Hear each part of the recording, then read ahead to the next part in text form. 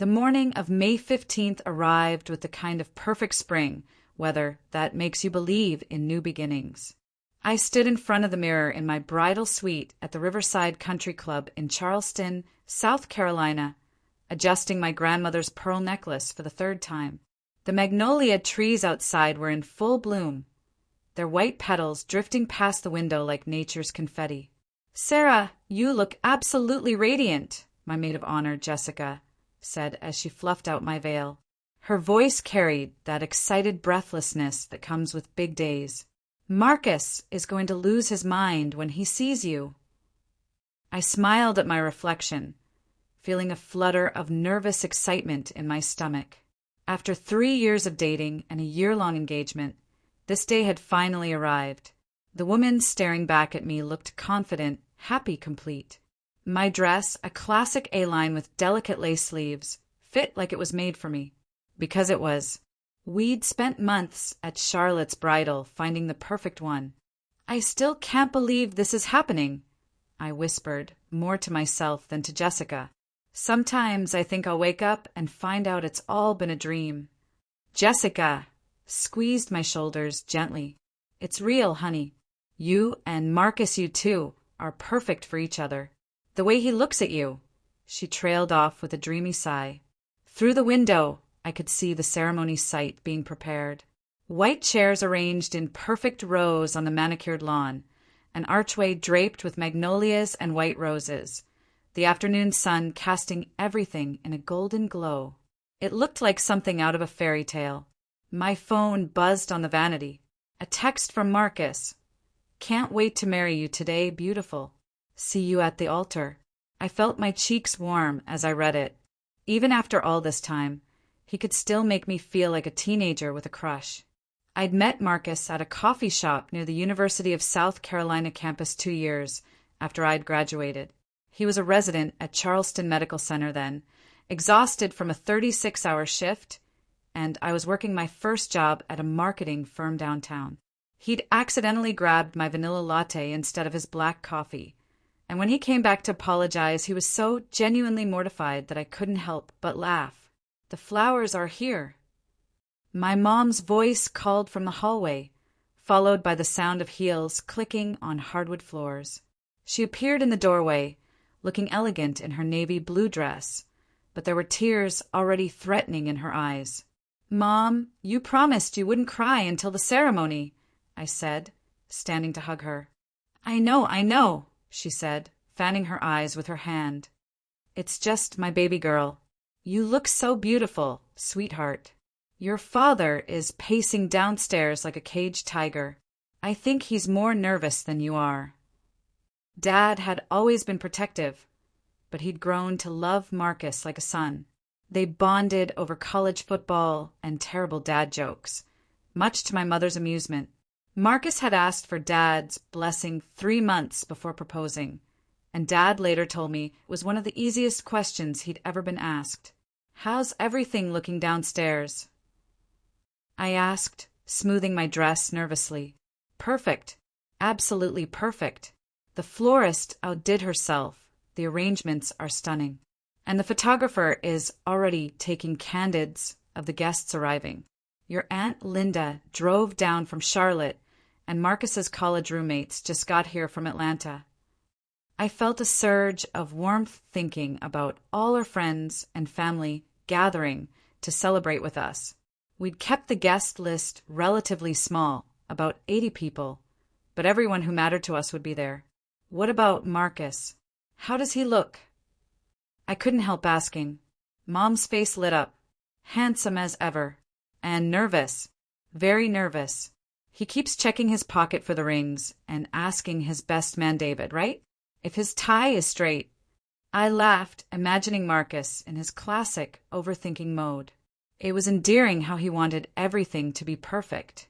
He'd been involved in every detail of the wedding planning, from the menu tasting to approving the playlist. Some of my friends thought it was unusual how invested he was, but I loved that he cared so much about our day. Jessica checked her watch. "We should start thinking about getting ready to head downstairs. The ceremony starts in 45 minutes. My heart rate picked up slightly. This was really happening. In less than an hour, I'd be Mrs. Sarah Coleman. The name had a nice ring to it. There was a soft knock at the door. "Come in," I called. One of the venue coordinators, a young woman with a clipboard and a headset, peeked in. "Miss Thompson, I just wanted to let you know that all your guests have arrived and been seated. The musicians are in position, and your groom is ready when you are." "Thank you," I said, my voice coming out slightly breathless. As she left, I turned back to the mirror for one final check. Everything was perfect. My makeup was flawless, my hair was exactly how I'd envisioned it, and my dress looked like something out of a magazine. The late afternoon light, streaming through the windows, gave everything a warm, romantic glow. "Okay," I said, taking a deep breath. "I think I'm ready." But as Jessica handed me my bouquet, white roses and baby's breath with touches of greenery, I noticed my hands were shaking slightly. Wedding day nerves, I told myself. Completely normal. Mom kissed my cheek carefully, avoiding my makeup. "I love you, sweetheart. Go marry that wonderful man of yours." As we prepared to leave the bridal suite, I took one last look around the room where I'd gotten ready to become a wife. The morning had been everything I'd dreamed of: calm, beautiful, filled with love and anticipation. I had no idea that in less than 2 hours, everything I thought I knew about my perfect day and my perfect fiancé would come crashing down. The music began just as I reached the top of the grand staircase. Pachelbel's Canon in D floated up from the ceremony site below, played by the string quartet we'd hired from the Charleston Symphony. Through the tall windows, I could see our guests turning in their chairs, anticipation written on their faces. Dad appeared beside me, looking distinguished in his charcoal gray tuxedo. His eyes were misty, but he was smiling that proud father smile I'd seen in 1,000 wedding movies. "Ready, princess?" he asked, offering me his arm. "More than ready," I said, surprised by how steady my voice sounded. As we walked through the main hall of the country club, I caught glimpses of the reception space through open doors. Round tables draped in ivory linens, centerpieces of white hydrangeas and roses, string lights twinkling overhead. Our wedding cake, 3 tiers with delicate buttercream flowers, sat on a table by the windows overlooking the golf course. Everything looked exactly as we'd planned. The double doors to the garden opened, and suddenly I could see it all. The afternoon sun cast long, golden shadows across the lawn. Our guests, a sea of spring colors and smiling faces, rose to their feet. At the far end of the aisle, beneath the magnolia-draped archway, stood Marcus. My breath caught in my throat. He looked incredible in his black tuxedo, his dark hair perfectly styled, a white rose boutonniere pinned to his lapel. But it was his expression that made my heart skip pure joy, mixed with nervous excitement. When our eyes met across the distance, he smiled that crooked smile I'd fallen in love with, and I saw him mouth the word beautiful. The processional began. Jessica walked down the aisle first, elegant in her dusty blue dress, followed by Marcus's sister Emma as the second bridesmaid. My little cousin Lily scattered rose petals with the serious concentration of a 6-year-old who'd been given an important job. Then it was our turn. Dad squeezed my arm gently as we stepped onto the petal-strewn aisle runner. "I'm so proud of you, Sarah," he whispered. "And I know your grandparents would be too." The walk down the aisle felt both eternal and instantaneous. I was aware of faces turning toward us, my college roommates dabbing at their eyes, Marcus's parents beaming from the front row, our family friends and colleagues all sharing in this moment. But mostly I was focused on Marcus. He hadn't taken his eyes off me, and I could see him fighting back tears. About halfway down the aisle, I noticed a woman I didn't recognize sitting near the back. She was wearing a striking red dress that seemed a bit bold for a wedding, and she was watching me intently. Something about her gaze made me feel slightly unsettled, but I pushed the thought away. Weddings always brought out distant relatives and plus ones you'd never met. As we reached the front, the music softened. Marcus stepped forward, and Dad placed my hand in his before kissing my cheek and taking his seat in the front row next to Mom. "Hi," Marcus whispered, his voice thick with emotion. "Hi yourself," I whispered back, unable to stop smiling. Pastor Williams, who had known my family since I was 12, opened his Bible and smiled at us warmly. "Dearly beloved, we are gathered here today to witness and celebrate the union of Marcus Coleman and Sarah Thompson in holy matrimony." The ceremony proceeded beautifully. Marcus and I had written our own vows, and when it came time to recite them, I felt like we were the only two people in the world. "Sarah," Marcus began, his voice carrying clearly across the garden, "3 years ago you came into my life like sunshine after a storm. You've made me a better man, a better doctor, a better human being. You see the world with such kindness and optimism that it makes me want to be worthy of your love. Today, I promise to support your dreams, to laugh with you, to cry with you, and to choose you every day for the rest of our lives." I felt tears sliding down my cheeks as I began my vows. "Marcus, you are my safe harbor and my greatest adventure all at once. You've taught me that love isn't just a feeling, it's a choice we make every day. I promise to choose you in good times and bad, in sickness and health, in success and failure. I promise to be your partner, your best friend, and your biggest supporter for all the days of our lives." The exchange of rings went smoothly. David, Marcus's best man, produced them right on cue with a relieved grin. The simple platinum bands caught the late afternoon light as we slipped them onto each other's fingers. "By the power vested in me by the state of South Carolina," Pastor Williams announced, "I now pronounce you husband and wife. Marcus, you may kiss your bride." Marcus cupped my face in his hands and kissed me softly as our guests erupted in cheers and applause. Rice flew through the air, despite my mother's attempts to convince everyone to use birdseed, and camera flashes sparkled like stars. We were married. I was Mrs. Sarah Coleman. The recessional music began the wedding march, and we practically floated back down the aisle together, hands clasped tightly. Everyone was on their feet, clapping and cheering. I saw Dad wiping his eyes, Mom blowing kisses, Marcus's mother crying happy tears into his father's shoulder. As we passed the woman in red, she caught my eye again. This time she wasn't smiling. In fact, she looked almost sympathetic. It was such an odd expression for a wedding guest that it gave me pause, but Marcus was pulling me along, eager to get to the receiving line. The next hour passed in a blur of congratulations, hugs, and photographs. Everyone wanted to tell us how beautiful the ceremony was, how perfect we looked together, how happy they were for us. The photographer, an energetic woman named Claire, positioned us for what felt like hundreds of shots. By the archway with our families with the wedding party, candid shots of us laughing and talking with guests.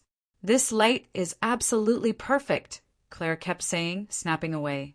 "You two are going to love these photos."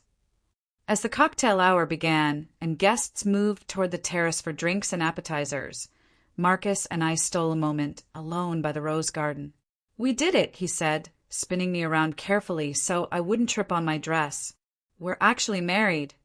"I know," I laughed, feeling giddy and exhausted and exhilarated all at once.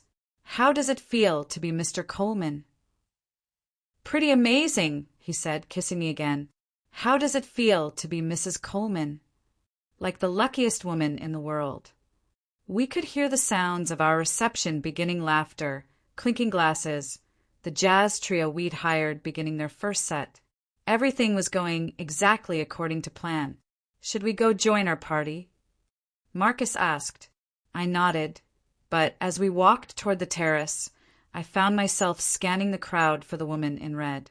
Something about her continued to nag at me, though I couldn't put my finger on what it was. "Everything okay?" Marcus asked, noticing my distraction. "Perfect," I said, pushing the odd feeling aside. "Absolutely perfect." But as we rejoined our guests, I couldn't shake the memory of that woman's face and the strange sadness I'd seen in her eyes. The terrace at Riverside Country Club had been transformed into something magical. String lights twinkled overhead, candles flickered on every surface, and the jazz trio's gentle music mixed with the sound of laughter and conversation. The sun was beginning to set, painting the sky in shades of pink and gold that reflected off the river in the distance. Marcus and I made our entrance to enthusiastic applause, and I felt that warm glow of being surrounded by everyone we loved. The cocktail hour was in full swing. Servers circulated with champagne and our signature drinks, a mint julep for me, an old-fashioned for Marcus, and the appetizers were already a hit with our guests. Sarah, Marcus. My college friend Amanda rushed over, cocktail in hand and eyes bright with excitement. Oh my God, you two look incredible. That ceremony was absolutely beautiful.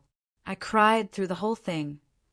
Thank you for coming all the way from Atlanta, I said, hugging her carefully to avoid spilling her drink on my dress. Are you kidding? I wouldn't have missed this for anything. When are you guys leaving for your honeymoon? Tomorrow afternoon, Marcus replied, his arm around my waist. 2 weeks in Italy, Rome, Florence, the Amalfi Coast. Living the dream, Amanda sighed. I'm so happy for you both.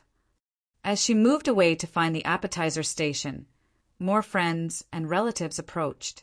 My great-aunt Rose, who was 87 and had driven down from Virginia, gripped my hands with surprising strength. You remind me of myself on my wedding day, she said, her eyes twinkling. So full of hope and love. Hold on to that feeling, sweetheart. The photographer continued her work, capturing candid moments of guests mingling, laughing, and celebrating. I noticed she was particularly good at staying invisible. I'd catch glimpses of her moving through the crowd, but she never felt intrusive. Ladies and gentlemen, the wedding coordinator's voice came over the small PA system. Dinner is served in the main dining room. The transition to dinner went smoothly. Our guests found their assigned seats at the 8 round tables we'd arranged around the dance floor. Marcus and I had spent hours working out the seating chart, making sure the right people were together, while avoiding any potential family drama. The head table faced the rest of the room, giving us a perfect view of everyone. Jessica sat to my left, David to Marcus's right, followed by our siblings and closest friends. The conversation flowed easily. Everyone was in high spirits, the wine was flowing, and the food was even better than it had been during our tasting. As the salad course was served, David stood up and tapped his champagne glass with a knife. If I could have everyone's attention, he said, his voice carrying clearly across the room. I've been Marcus's best man today, but I've also been his best friend since we were 18-year-old idiots starting college together. A ripple of laughter went through the room. I've watched Marcus grow from a guy who lived on pizza and energy drinks into the successful, caring man sitting here today. And I've got to say, I've never seen him as happy as he's been since Sarah came into his life. I felt Marcus reach for my hand under the table. Sarah, David continued, turning toward me, you've been the best thing that ever happened to this guy. You make him laugh, you keep him grounded, and somehow you've convinced him to eat vegetables on a regular basis, which frankly I thought was impossible. More laughter, and I felt my cheeks warm. So please, everyone, raise your glasses to Marcus and Sarah. May your love story be everything you've dreamed and more. To Marcus and Sarah, the room chorused, and I heard the gentle clink of glasses touching throughout the room. Jessica's maid of honor speech followed, full of sweet stories about our friendship and embarrassing college memories that made everyone laugh. The mood was perfect, warm, joyful, celebratory. As the main course was served, we'd chosen herb-crusted salmon and beef tenderloin. I found myself looking around the room, taking in all the happy faces. This was exactly what I dreamed our wedding would be like. Elegant, but not stuffy. Intimate despite having 80 guests.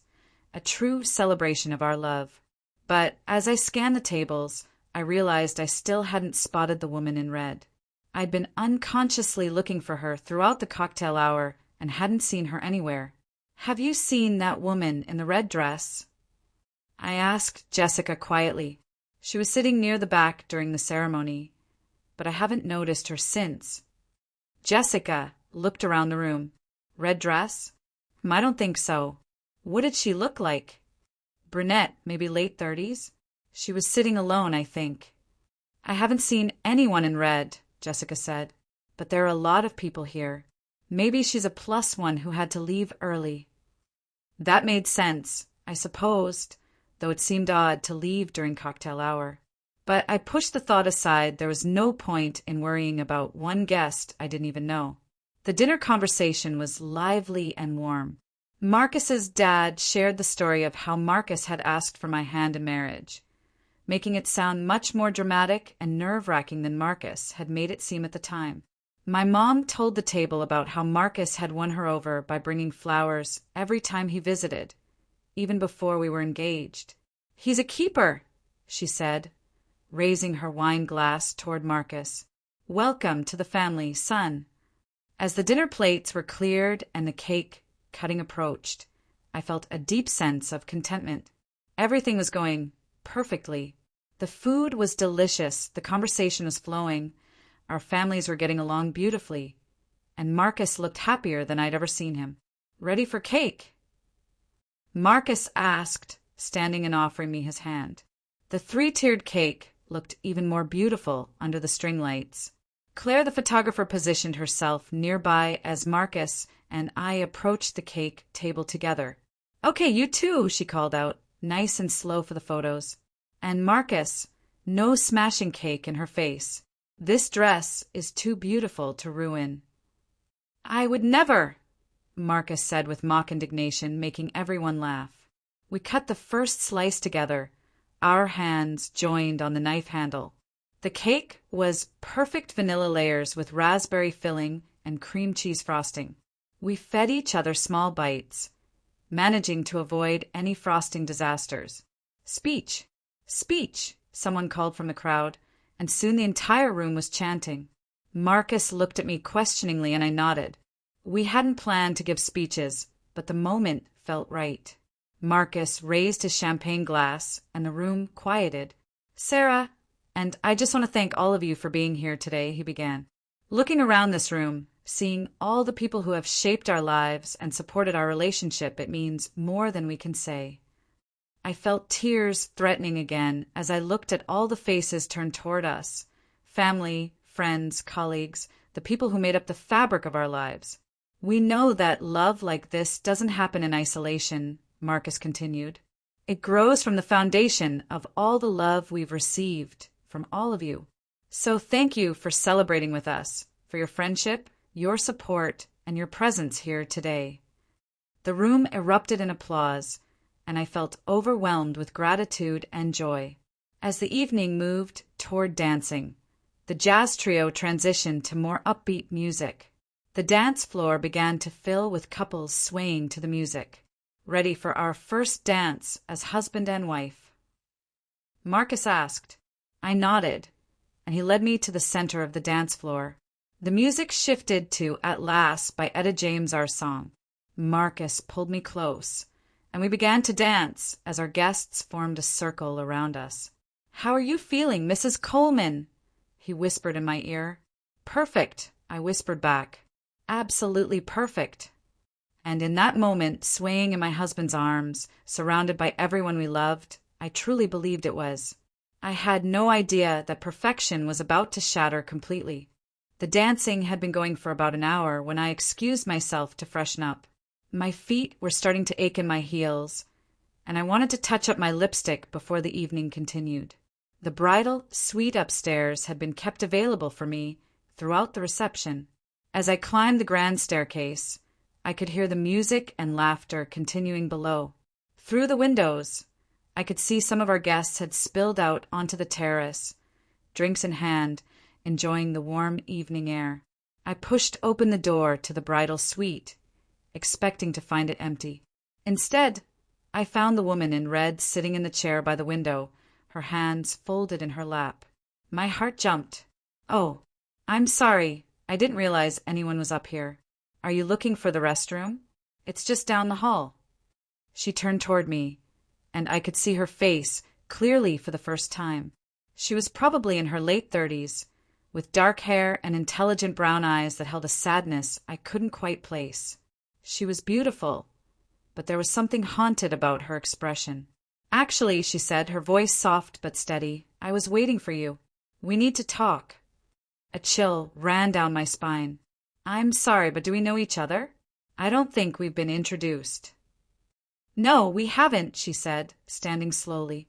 "My name is Elena Vasquez, and I'm here because you deserve to know the truth about your husband."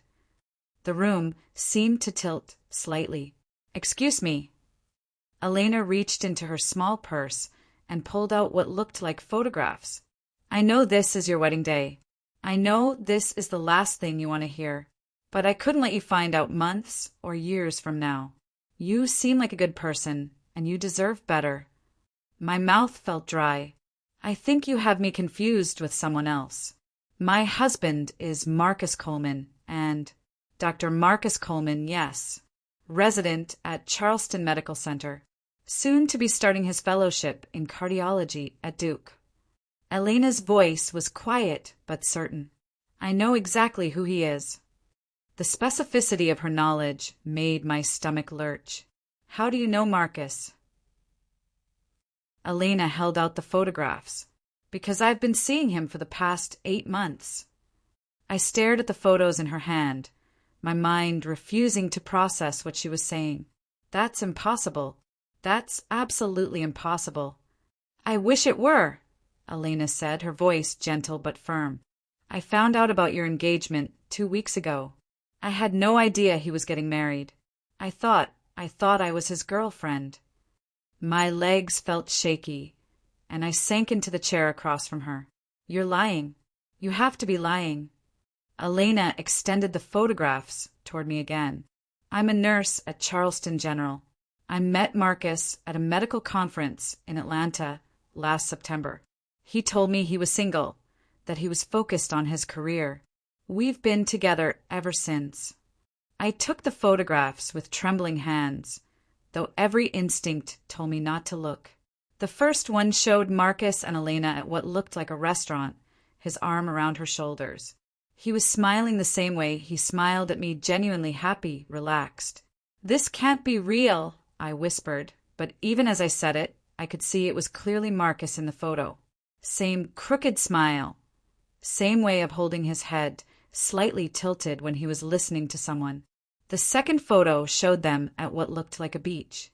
Marcus was kissing Elena's cheek while she laughed. The timestamp showed it was taken just 3 weeks ago, while I was busy with final wedding preparations.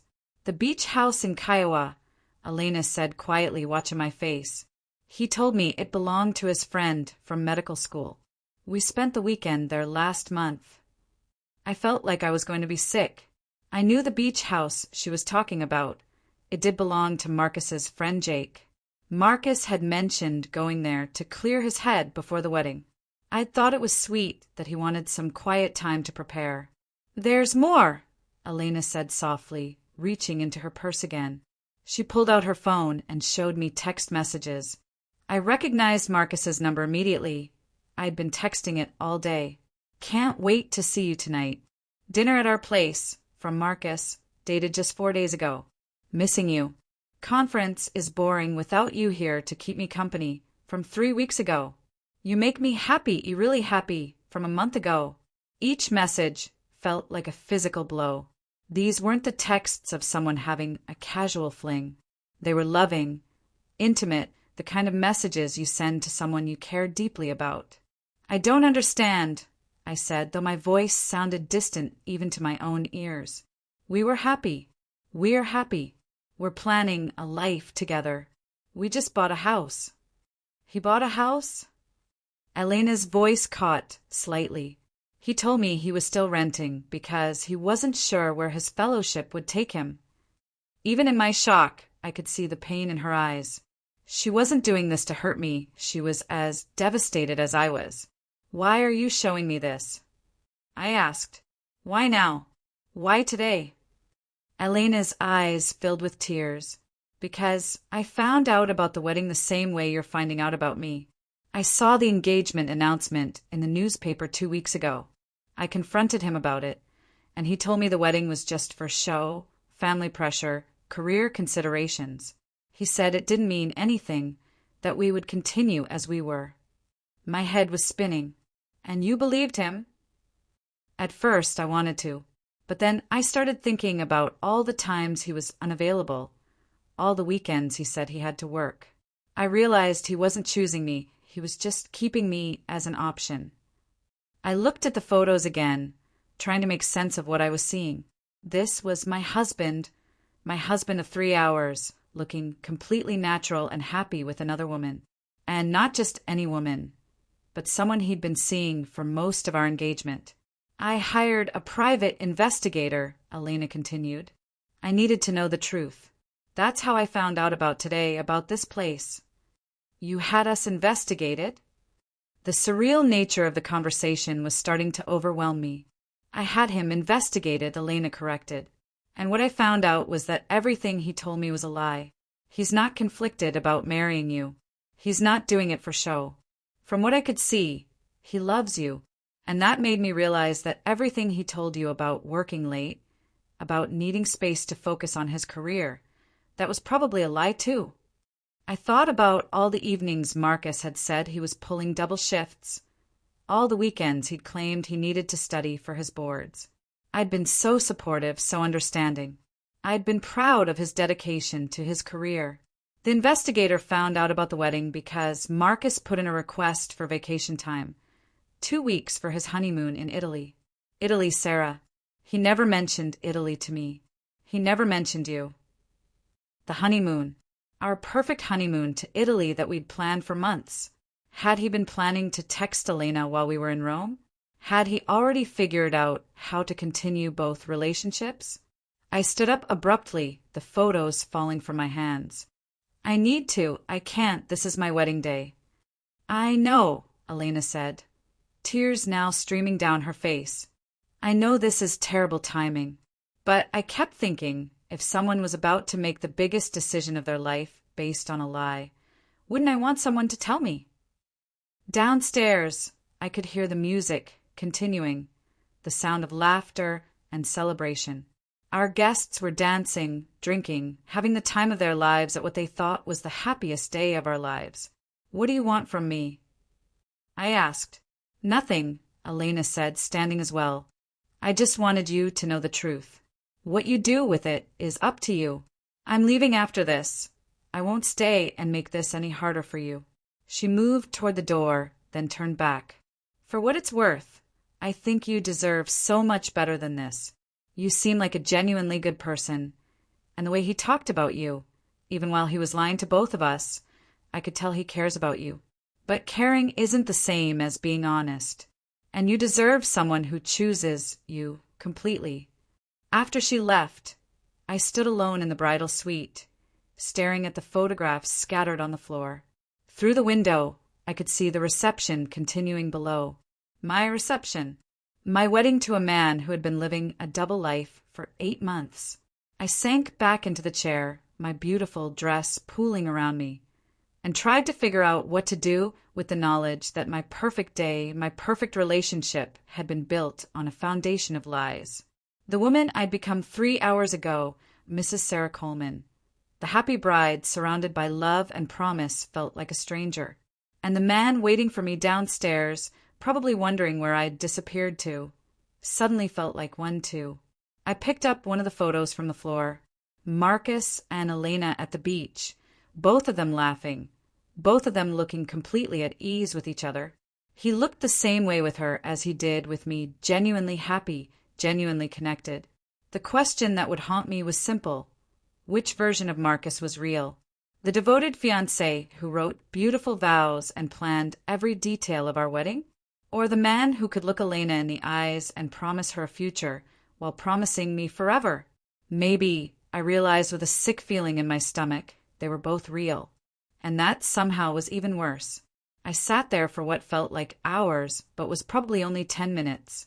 The photos lay scattered around my feet like pieces of a shattered mirror, each one reflecting a different version of the truth I thought I knew. A soft knock at the door made me jump. "Sarah." It was Jessica's voice. "Everyone's looking for you.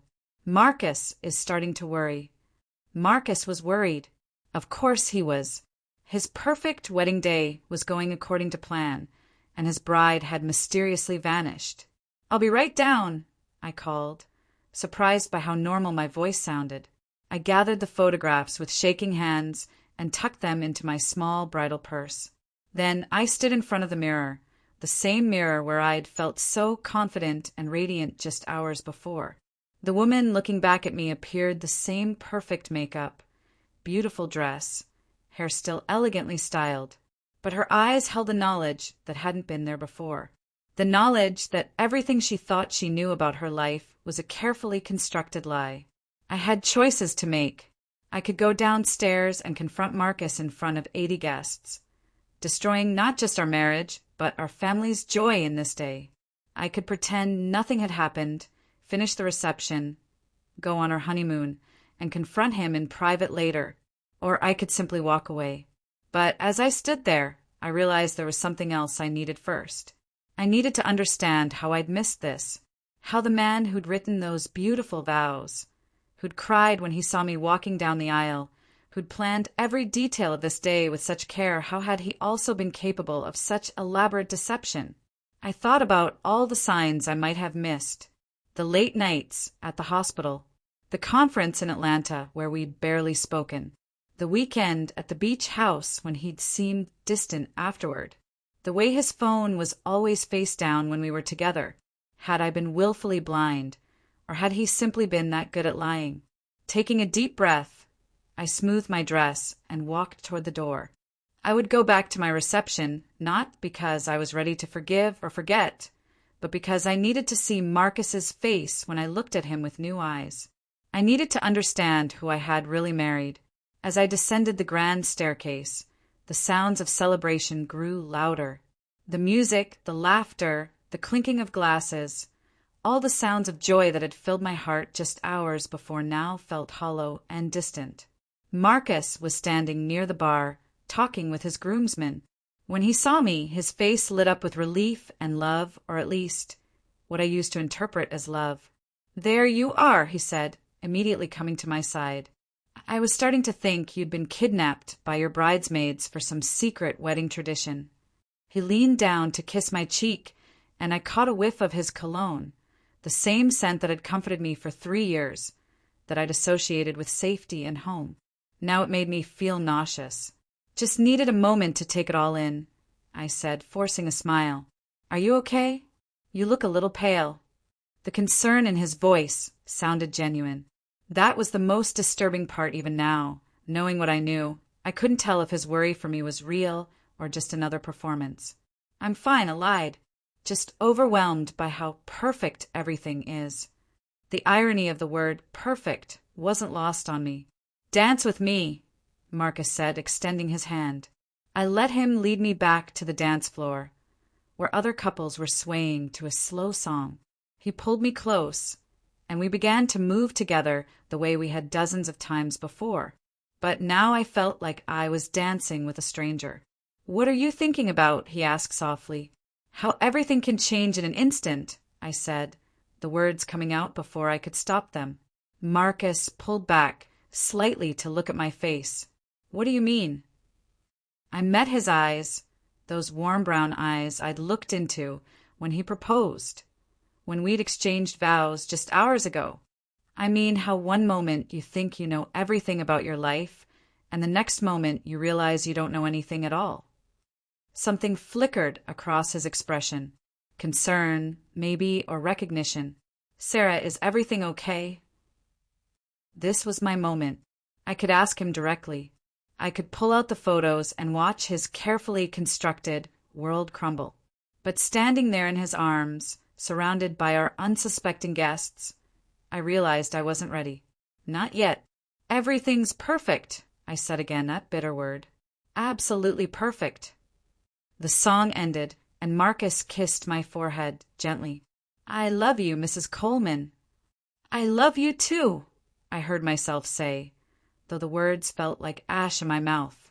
As the evening continued, I played my part. I smiled for photos, thanked guests for coming, cut the cake, and danced with my new father-in-law. I gave a speech thanking everyone for celebrating with us. I threw my bouquet to a group of squealing single women, and Jessica caught it with a triumphant grin. But through it all, I was watching Marcus, studying him, looking for cracks in the facade I now knew he was capable of maintaining. And the most terrifying part was that I couldn't find any. He was the same man I'd fallen in love with, attentive, loving, genuine in every interaction. As the evening wound down and guests began to say their goodbyes, I found myself wondering if Elena had been telling the truth. The photos were real, but maybe there was an explanation. Maybe it was all some terrible misunderstanding. But deep down, I knew better. The details Elena had known, the beach house, Marcus's fellowship plans, his work schedule, were too specific to be fabricated. And the pain in her eyes had been too raw to be an act. Ready to go up to the honeymoon suite? Marcus asked as the last guests departed. The country club had reserved their presidential suite for us for the night before our flight to Italy. I nodded, not trusting my voice. As we walked up the stairs together, Marcus's arm around my waist, I made my decision. I would confront him, but not tonight. Tonight, I would try to understand how someone could live such a complete double life. I would study the man I'd married, looking for the seams where his two worlds connected. And tomorrow, on what was supposed to be the first day of our honeymoon, I would ask Marcus Coleman to explain how he'd managed to break two hearts on what should have been the happiest day of his life. The perfect wedding was over. Now came the reckoning with the imperfect truth. I never went to Italy.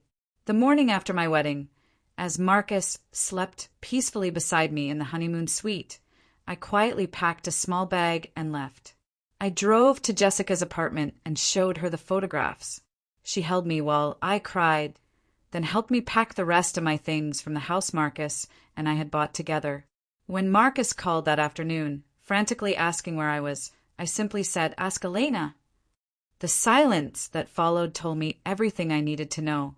The divorce was finalized 3 months ago. Marcus tried to fight it at first, claiming Elena was lying, that the photos were fake, that he could explain everything. But when Elena provided phone records and the private investigator's full report, his story fell apart completely. I learned that Elena wasn't his only secret. There had been others, shorter relationships, one-night stands, a pattern of deception that stretched back through most of our relationship. Elena had been the longest, the most serious, but not the only one. The man I'd married was a stranger. The life I'd built was an illusion. I'm different now. Stronger, maybe, but definitely more cautious.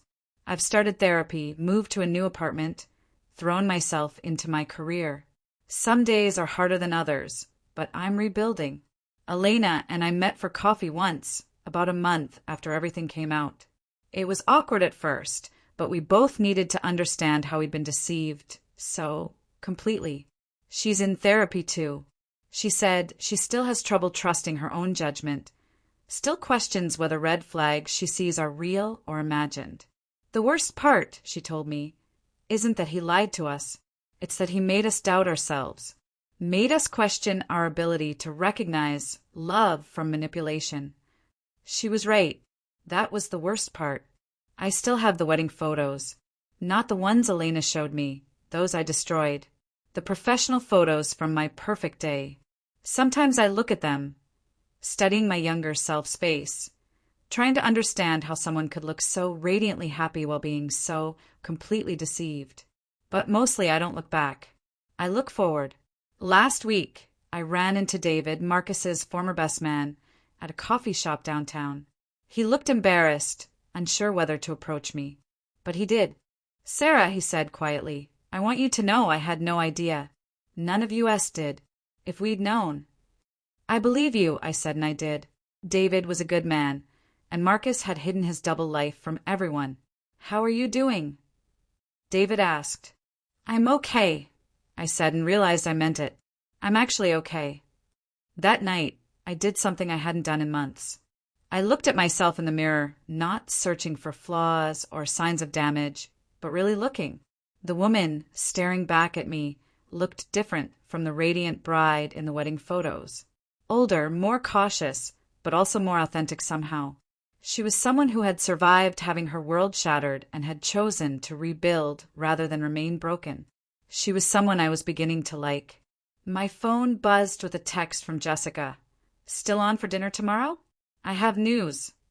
I smiled and typed back, "Absolutely. Can't wait to hear it." As I put my phone down, I caught my reflection again. This time, the woman looking back at me was smiling. Not the radiant, trusting smile of a bride who believed in fairy tales, but the quieter, harder-won smile of someone who had learned that the only person you can truly trust is yourself. And sometimes that's enough. Sometimes that's everything. The perfect ceremony had ended. The imperfect, complicated, real life had begun, and I was finally ready for it.